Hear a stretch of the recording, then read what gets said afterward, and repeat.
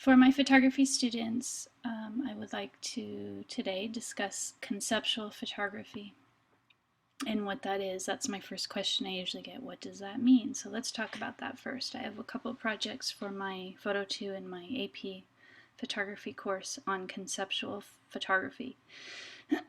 So let's talk about what that even means to start, because that's the first question I usually get. I'm going to flip over to this website, the Museum of Modern Art, and give you an idea, just a background on conceptual photography. Conceptual photography was a movement known in art, well, conceptual art,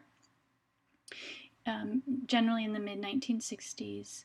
It's sometimes linked with minimalism and pop art. But it's conceptual art and conceptual photography, which would be the photographic representation of conceptual art, is any artwork where the idea becomes the driving force, or the concept, hence the word conceptual, is the main point or the main objective of the artwork. All right, so what does that mean? That's a little bit confusing too. So this group of artists that actually had their roots in the early 1900s with some movements that were real revolutionary, or artists that really wanted to be unconventional. So they really questioned the meaning of art and the different ways to express art and what art meant. So this is an exploration of breaking the rules in art, let's put it that way. So conceptual art is the idea that the idea or concept is the most important thing about your artwork. Oftentimes the title of the artwork is a big piece of the work. So some examples of that would be, here's an example. Let's look at this one from 1965. This artwork is called One in Three Chairs. And as you can see, there's three objects here to look at. One's a photograph of a chair, one's an actual physical chair. To me, it looks like it's a photograph of this chair. And then the third piece of this artwork would be, it looks to me like a dictionary definition of the word chair. Okay, so each of these by themselves, I don't know, it's up to you to decide if it's art or not. This might be to me, because it's a nice photograph, but the three together are an idea. Three chairs, one and three chairs. So where's the one chair, where's the three chairs? That's up to the viewer to decide and discuss. So the concept or the idea is the driving force behind this artwork. All right, so doesn't mean that your artwork wouldn't be beautiful. It means the concept is the most important driving piece. John Baldessari's piece, I Will Not Make Any More Boring Art. It's kind of humorous to me on a lot of levels. It reminds me of, punishment, writing on the blackboard, punishment, or whiteboard, I guess, for your generation. If you were in trouble at school, or someone even punishing themselves and writing these phrases over and over again. This just looks like a scrap of paper that someone found, but to put it in an art gallery setting gives it this whole sort of reverence and respect, and then it becomes art. And the concept behind that is what the artwork is about. Maybe not necessarily about the beautiful handwriting or the composition. So the concept is what's behind this. All right, so there's more examples here, but I think I'm giving you that short version. I'm going to go back and look at now some photographic examples, because that's what we're all about in photography. This is my Photo 2 course. I want to look in, we're in history, and we're going to go to conceptual. This is actually a student work right here. Great example of conceptual photography. So her idea is the main focus, or the main impact of this photo, is to show right in the magnifying lens a different view or a glimpse. So I have several examples. I really do want you to explore them all.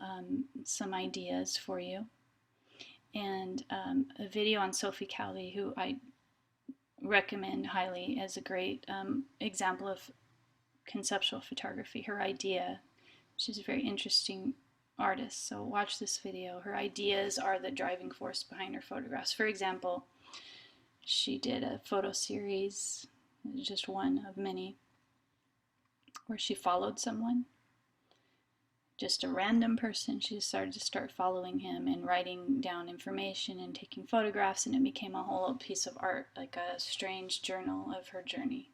And then she decided to hire someone to follow herself, and the private investigator was hired to follow her and photograph her through. And even though she knew about it, he didn't know she knew. So then she made that an artwork, a series of photographs of herself being followed. So interesting idea that's behind it all. Concept driven. Let's look at some examples here. I have the photographer. This is a good one here. We start to get some. I think it's better if you see. So now that you know what it is, let's see examples of how you might apply this. So you have to think carefully about it. This photographer photographed World War II reenactment participants, just as if it was a portrait in their work. Some other ideas. Is this one I want to see? I think it's this one I wanted to show you. There we go. Some great examples of conceptual photography. So the ideas should be behind it, especially this one. Caffeine fix, the name is part of it. You get the idea here. Black sheep. That's a good one for photographers. All right, so look through the ideas. This should give you some starting point. If you see something you really like, then you might want to recreate that if you're not feeling very creative. The discussion board I have for my Photo 2 kids, which I like. Here's great conceptual photos. Let's see if I can get this to load without taking too long. Here we go. Our animated GIFs, which drives my daughter crazy. She insists I'm supposed to say GIF, but I'm pronouncing it GIF. And the concept behind it. So you get this. It's people rotating. Simple. But the concept is what's driving the artwork. Let's look now.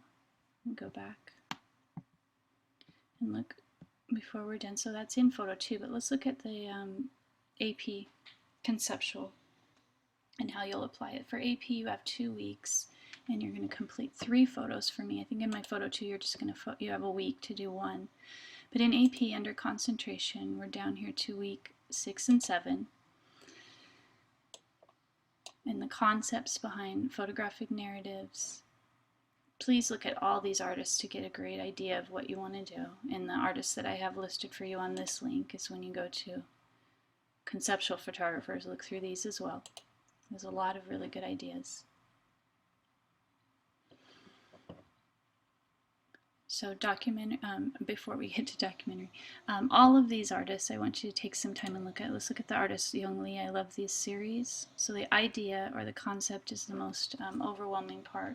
I love these. These are landscapes. I think this is a Korean artist, Young Lee, with these neon signs just out in the middle of nowhere. I love it. I think they're beautiful. I am a big fan of using text in your art. These are beautiful pieces, I think. These little stories, just in a strange juxtaposition of these neon letters, which you would associate with a city, and these beautiful, peaceful landscapes. They're a little bit deserted and lonely.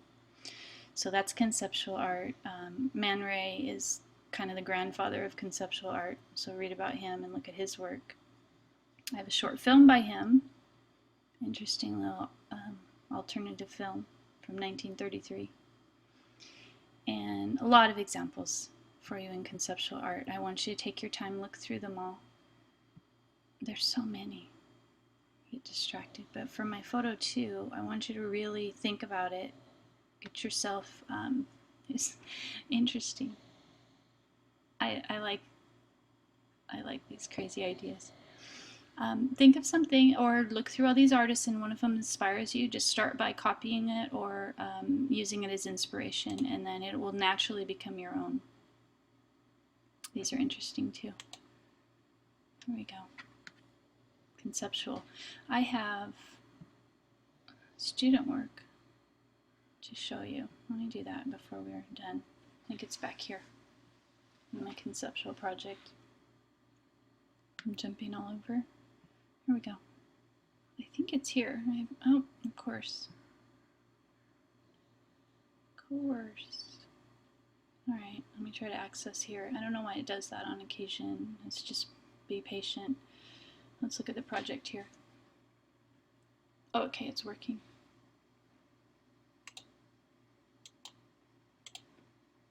Hopefully. Just to help you, for some reason this is one of the most difficult ones to grasp, this project, when I talk about conceptual. So this is what it is.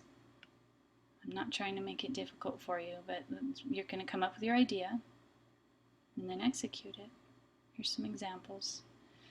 Come up with a concept, a message, who's your audience, what's your emotional connection, if any, what's your composition, what's your artistry, your dynamic artistry is how you're going to tell the story. Is it going to have a lot of movement? Is it going to be a calm and subtle photo? And then you're going to tell me a story. Okay? Your story can be quirky, it could be serious, it could be a social comment. That's all up to you. And these are some examples from my students right here. This is what I wanted to show you. So this was a whole series that one of my students did where she incorporated the concept of music notes into a lot of her photos. Here's another one here. I love this one. I love that picture. Okay, another one, student did a series with the little tiny dolls that she created and had them and occupy these little tiny worlds and took close-up photos of her little dolls. That's conceptual. Here's another student work where she photographed a series. It's like the motion control series where she showed all of this, but the colorization and the way that she put these images together becomes a concept. Here's another one, conceptual. And of course, this is the one I have on your start page, conceptual. This is the combination of images. This one is frightening, student work. And here's another one, conceptual here, telling stories. All right. Good luck with this project. For my AP, I know you have to do a series of at least 3, do some more. And this is going to help you, I promise, on your concentration portfolio. This is really the project that is kind of the heart of concentration. And for my photo 2, you need to come up with at least one solid, great idea photo. You can turn in, of course, more than one, but turn at least your best one in. All right, I'm looking forward to seeing your work. Please contact me if you have more questions. I know this one is a little bit difficult to grasp.